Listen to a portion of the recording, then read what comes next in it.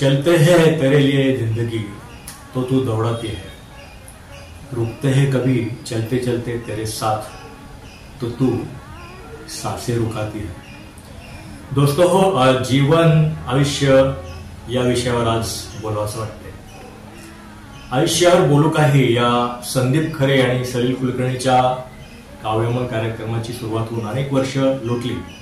हा कार्यक्रम सगळ्या वयातल्या रसिकांनी डोक्यावर घेतला. त्याचं कारण अतिशय सोप्या भाषेत उलगडून दाखवणारं मानवी आयुष्याबद्दल प्रभावी भाष्य काव्य रूपातून सादर केलं गेलं होतं म्हणून असेल कदाचित.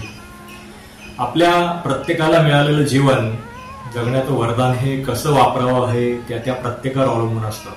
आपण पाहतो आसपास अनेक जण भेटतात जे वेगवेगळ्या व्यक्तिमत्वाचे असतात. कुणी इझी गो लकी असतं, तर कुणी आयुष्य जगताना गंभीरपणे जगतं, तर कुणी अभ्यासू असतं, तर काही जणांना अपार कष्ट करीत जीवन जगण्याची निकड असते. काही जण कमीत कमी श्रमात जास्तीत जास्त फायदा करून घ्यायच्या मागे असतात. काही जण फक्त धनप्राप्ती करण्याकरता जगतात, तर काही जण दारिद्र्यातही खुश असतात. म्हणतात ना, व्यक्ती तशा प्रवृत्ती.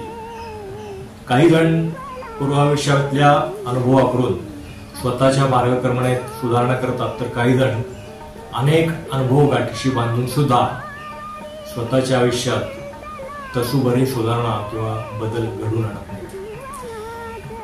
खरं तर प्रत्येक सूर्योदय हा नव्या आव्हानांचा नवा प्रकाश घेऊन येतो.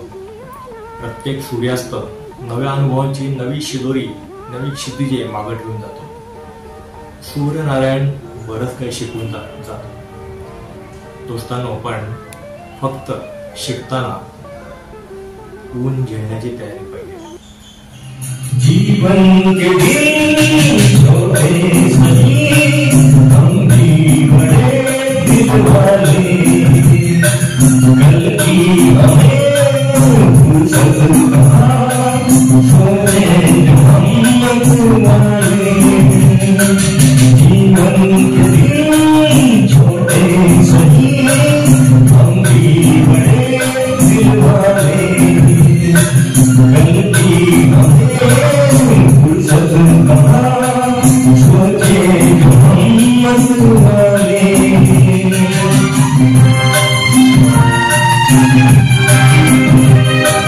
जीने का रंगीन मौसम ये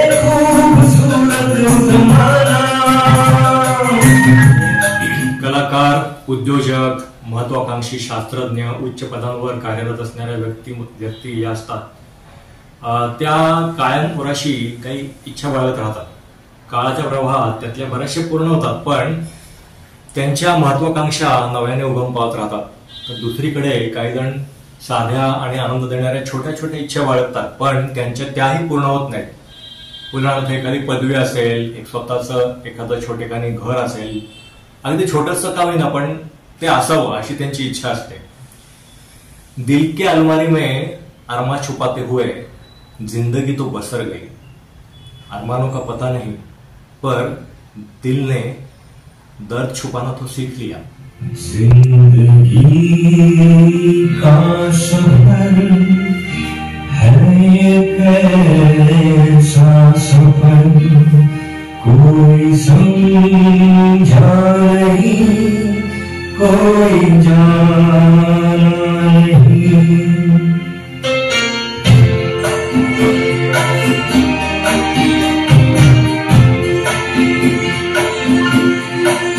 जिंदगी का सफर है कैसा सफर, कोई समझा नहीं, कोई जाना नहीं.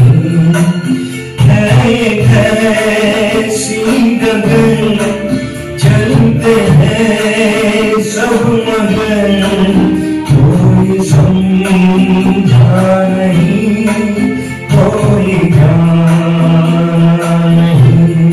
हिंदीवर यांनी साध्या सोप्या शब्दात जीवनाचा सार या गाण्यातून सांगितलंय. तुमच्या लक्षात आलं असेलच. काही जण आपलं आयुष्य आपल्या आवडत्या साथीदारांबरोबर आनंदाने व्यतीत करतात. तिथं त्यांनी कुठलीही स्पर्धा करत नाहीत. तिथं असतो फक्त जिव्हाळा आणि ज्या व्यक्ती त्यांच्याशी त्यांच्या आयुष्यातून स्पर्धा करू इच्छितात त्यांच्यापासून ते लांब राहतात. ते त्यांना ते अवश्य स्पर्धा करून देतात, पण त्या स्पर्धेत ते स्वतः उतरत नाहीत, कारण त्यांना त्यांचा आनंद घालवायचा नसतो. जिंदगी के राहों में कई हमसफर मिलते हैं, कुछ साथ रहते हैं और कुछ आगे निकल जाते हैं, तो कुछ पीछे रह जाते हैं.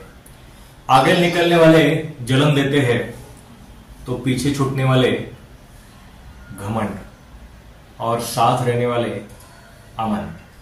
अब ये यात्री पे निर्भर है कि उसको जलन चाहिए, घमंड चाहिए या अमन. काही ना मात्र काय होतं की आयुष्याचा अर्थ कधी सापडतच नाही. कशातही कोणातही कधीच ते आनंद शोधत नाहीत. कायमचे रडवेले हळवे स्वकेंद्रित राहतात आणि उगाच समोर असलेला साधा आनंद सोडून कशाच्या तरी ते मागे धावत राहतात आणि मग म्हणत राहतात, बुजुर्गों ने बताया था कभी कि सपने देखने में जिंदगी बनती है. गुजर गया वक्त, ख्वाहिशें रफा दफा हो गई, सपने बदल गए और नींद हराम हो गई. अशी परिस्थिती उद्भवते. जिंदगी के सफर में गुजर जाते हैं जो वो फिर नहीं आते,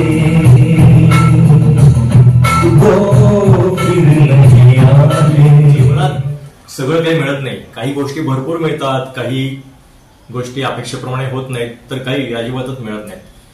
त्यावेळी मग गुलजारांनी लिहिलेल्या त्या खट्टा मिठा चित्रपटातल्या त्या सुंदर ओळी लक्षात येऊन जीवन रंगीन ठेवण्याची स्वप्न जी आहेत ती कायम पाहत राहणं, एवढं एक उद्दिष्ट बाळगून मस्त जगत राहणं एवढं तरी आपल्या हातात नक्कीच आहे. गुलजारांनी लिहिलं होतं, थोडा है थोडे की जरूरत है, जिंदगी फिर भी यहाँ खूबसूरत है.